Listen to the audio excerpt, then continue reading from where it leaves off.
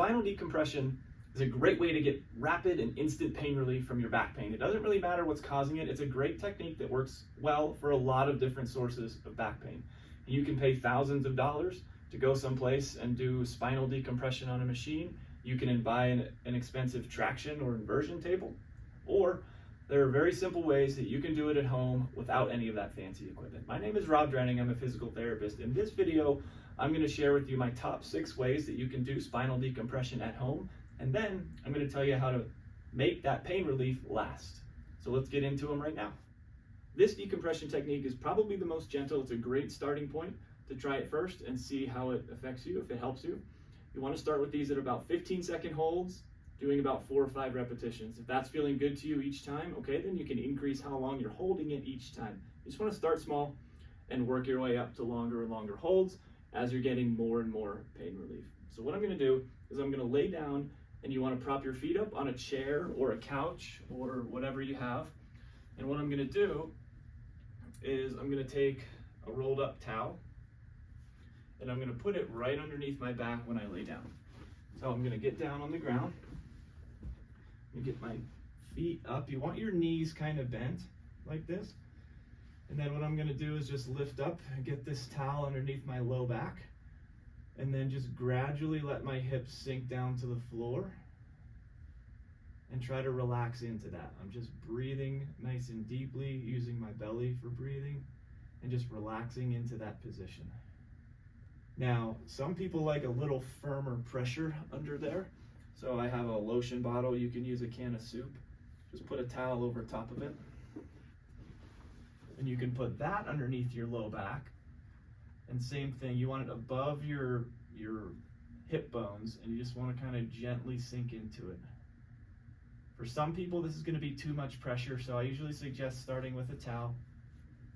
You just want your legs nice and relaxed. You want your knees bent, just like mine are here, and your legs totally relaxed. If they're out straight, it puts a little too much tension on the nerves, so knees bent and just relax. So for the next way to decompress your spine at home, what you're going to do is go to the edge of a bed, or a kitchen table is a great one. I've done that before, or even over the back of a couch. This technique is going to work really great with any of those surfaces. But what you want to do first is find the front hip bones, those little pokey bones that stick out, and they're going to go just off the edge of whatever surface you're on. And I'm going to put a pillow down here just for a little more comfort. So I'm going to have those hip bones off the edge of the bed, and my belly's going to go right on the pillow. And I'm just going to let my head relax first on my hands, and then I'm just going to let my knees fall down towards the floor. My toes are still staying on the ground. I'm not holding them up, but I'm just going to let gravity pull my knees and hips down towards the floor. You'll start to feel that opening up space in your low back. If that's feeling good, you can walk your hands out, and that'll get an even bigger pull, an even bigger stretch through that low back. You have to try to really relax into this. If your legs are just pushing down and holding you up, it won't be quite as effective. Try to let gravity do what you can and just stabilize with your toes, just nice and easy like that. Use pillows as needed for comfort, especially if you're going over the back of a couch. It's going to allow you to bend a little bit more, which will feel great for some people, but depending on what kind of couch you have, it might be a little too pokey in your stomach. So use 1 pillow, 2 pillows, whatever makes it comfortable for you. You're going to start with the same hold, about 15 seconds, and gradually increase from there, depending on how good it does or doesn't feel to you. This technique for spinal decompression, it's one of my favorites. It's a little harder to set up, but I like it because it helps me the most when I have back issues and my arms don't have to do quite as much work. So I'm going to show you how this one works. For this one, you're going to want to be over the edge of a bed or something where we're actually going to hang over the side of it. The more firm it is, the better. You can use a kitchen table. You can use whatever you have, but it needs to be comfortable for you to lay on. So for this one, what we want to do is find those pointy hip bones, and they're actually going to rest on the edge of the table or the bed or whatever surface we're on. So what I'm going to do is I'm going to go on my stomach, and you might want to start with a step stool or a box or something to help work yourself down, because I'm going to scoot all the way out until those front hip bones are right on the edge of the bed. And then from there, I'm just going to let myself lower down And I'm just gonna relax my back into that. Okay, that's feeling comfortable. Now I'm gonna get rid of my step. And I'm gonna let myself go all the way down and just relax, let gravity open up my back. You can also walk your hands out and have more of a straight arm stretch. That's gonna pull on a little bit more of the muscles. But your arms are just kind of resting nice and easy on the floor. The more weight is through your arms, the less traction you're gonna have in your back. So this table's pretty low for me. If your bed is higher, you can have just real light hand support. My head's almost on the floor, but real light hand support and let gravity do more and more work. The less support your arms have, the better. You're just here to make sure you don't fall forward. But again, if your hip bones are on the edge, it's gonna hold you on there pretty good. I don't even feel like my legs are lifting up. If I'm too far forward, then my feet are gonna come up right away and I'm not gonna get to bend through the spine. You can have somebody hold your feet, but as long as you position your hips on the edge and slowly lower yourself down and ease into that stretch. About 15 seconds to start, and you're gonna use your hands to come back up out of it. That's where you might wanna keep your step up to help yourself come out of it, and then go back down. The more you open up into that stretch, the better it's gonna be. So the less support from your hands, the better. And you have to try to relax your back, relax your glutes, and relax your hips to really get the most effect out of this stretch. If you have any blood pressure that's not well controlled, you want to be careful doing this and maybe focus on some of the other ones, but this is really one of my favorites. So for this decompression technique, you're going to need a resistance band of some kind. You can get them on Amazon, you can get them in any sporting goods store, even Walmart and Target will have them. So the firmer band you have, the better, because it's going to create a stronger pull. And what I did is I tied it in a loop, and I have one end hooked around a doorknob on the other side of the door. Just make sure it's latched firmly, no one's gonna open it, or you're gonna get whacked by the band. If it has handles, you can hook the handles in there or just close it through the door.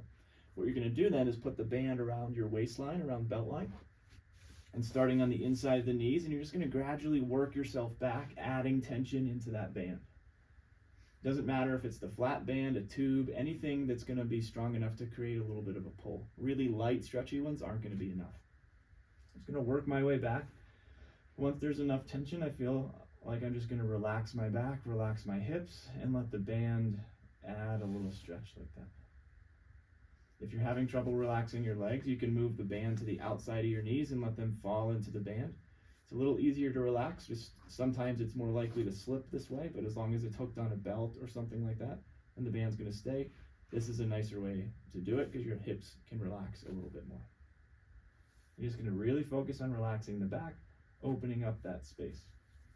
You can change the band position based on whatever feels the best to you and whatever is gonna give you the most relief. Now, I've even had people do this with yoga straps or ratchet straps for their truck, things like that they have around the house where you don't have to go get a band. Those obviously are a lot firmer, so you're not gonna be able to scoot back as far, but you can still push into it and let that stretch happen. As long as you're able to relax the back, you'll still get that decompression effect. Same holds, starting small, 15 seconds, working your way up. For the next spinal decompression technique, what you're gonna do is find a counter or a kitchen table or a surface that's pretty solid. So an edge of a bed, something like that that's soft.